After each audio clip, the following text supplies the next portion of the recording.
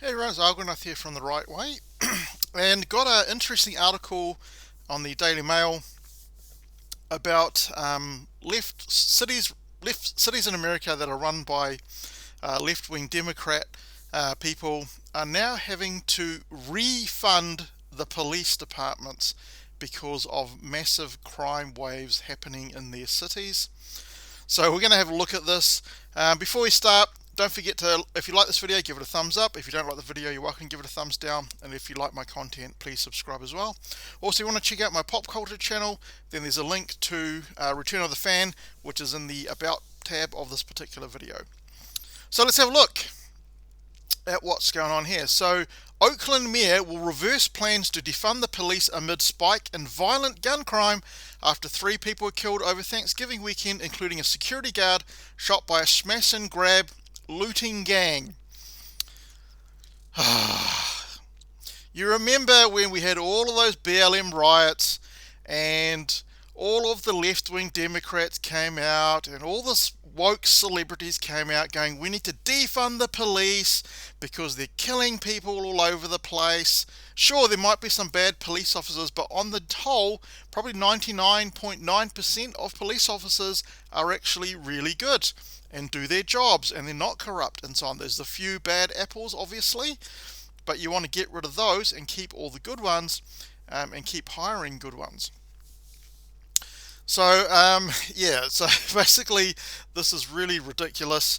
All of these celebrities that came out endorsing defund the police, you won't hear them saying refund the police, will you? We'll get back to these idiot celebrities a bit later on in the video. So, let's have a read. So, Oakland Mayor Libby Schaaf on Monday revealed plans to reverse cuts to the city's police department and seek to hire more officers amid a spike in violence and homicides. I mean, can anyone not see this from the start? If you take away police officers, crime will go up, including violent crime. The decision makes Oakland the latest city to bolster its support for law enforcement after several cities that committed to defunding the police in the wake of the George Floyd murder in 2020 experienced a considerable rise in violent crime. You left-wing Democrats are absolutely stupid.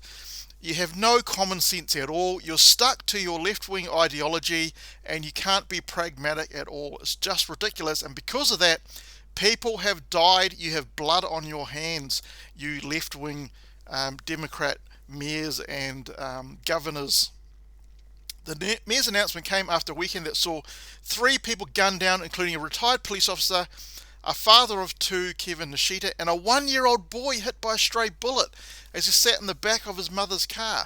That's absolutely disgusting behavior on the people that perpetrated those crimes, but just as disgusting is for these woke left-wing bureaucrats that want to defund the police and make it harder for the police to do their actual job. And of course, less police officers doing their job means crime will go up. It's just one follows on from the other.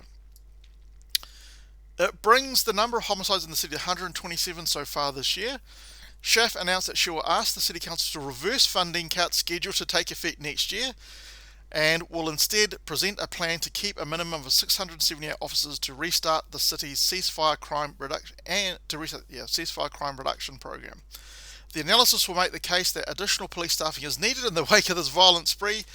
So yeah, when you tell people you're going to defund the police, then of course they're going to start to do more crime. It's luckily that you haven't defunded the police yet, Libby Schaaf, because it could have been a lot more worse than what you're talking about. You should be saying, hey, we need to fund the police or refund the police and give them more money to fight crime, and maybe people will think again about actually doing crime if they think they're going to actually get caught. When those messages and services are not effective, the consequences must be swift and certain. There's nothing progressive about unbridled gun violence. From New York City to Los Angeles, in cities that have some of the largest Black Lives Matter protests and some with an extensive history of police brutality, police departments are seeing their finances partially restored in response to rising crime and an officer exodus and political pressure. So a lot of police officers in the US have actually resigned or moved to a state which values police officers And so now these woke left-wing cities are now having to deal with a rising crime wave in those particular cities. In June 2020, one of the United States' most progressive cities, Portland, cut millions from the police budget, only for the city council to introduce a fall budget bump earlier this year that included increasing the current $230 million police budget by an additional $5.2 million. Finally learnt the hard truth, didn't you? City Council of Portland. Did your actions cost any lives? That's what I would like to know. Probably they did. Schaaf said efforts to shift lower level policing to other departments and efforts aiming at diverting those convicted to others have not been enough, while police staffing has also fallen below a 2014 voter approved measure that requires the police department to have at least 678 sworn officers on staff. The union that represents Oakland Police called the dwindling number of officers yet another broken promise to Oakland residents by the defund the police majority on city council. Vote these people out, residents of Oakland. Get rid of these idiotic people. Don't vote for them again. Not that any of you are probably watching this video, but if it was me, I wouldn't vote for them again, that's for sure.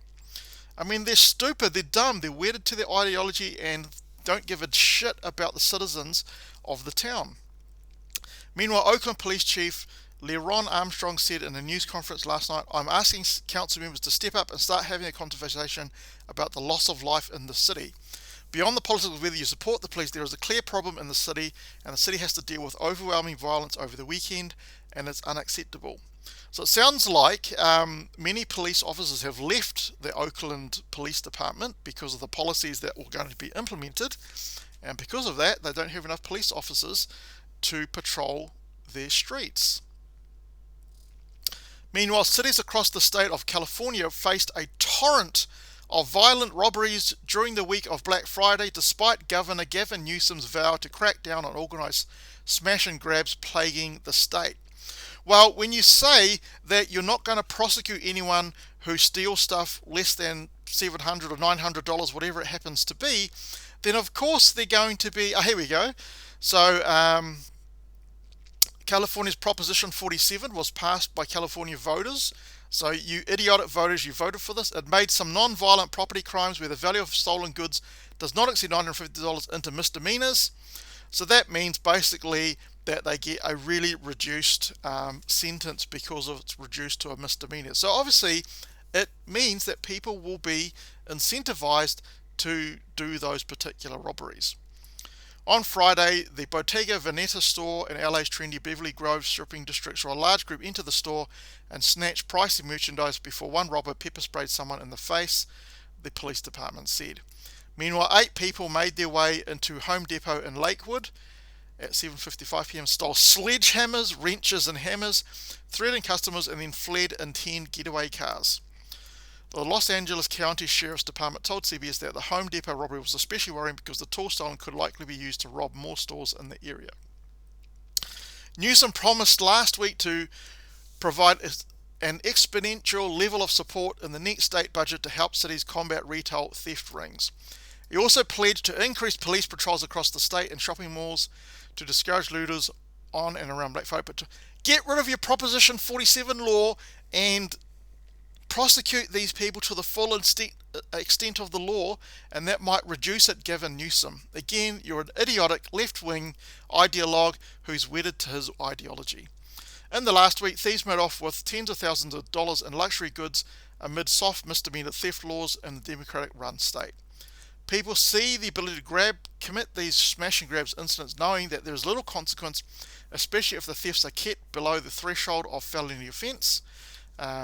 President of Ohio-based security consulting firm said.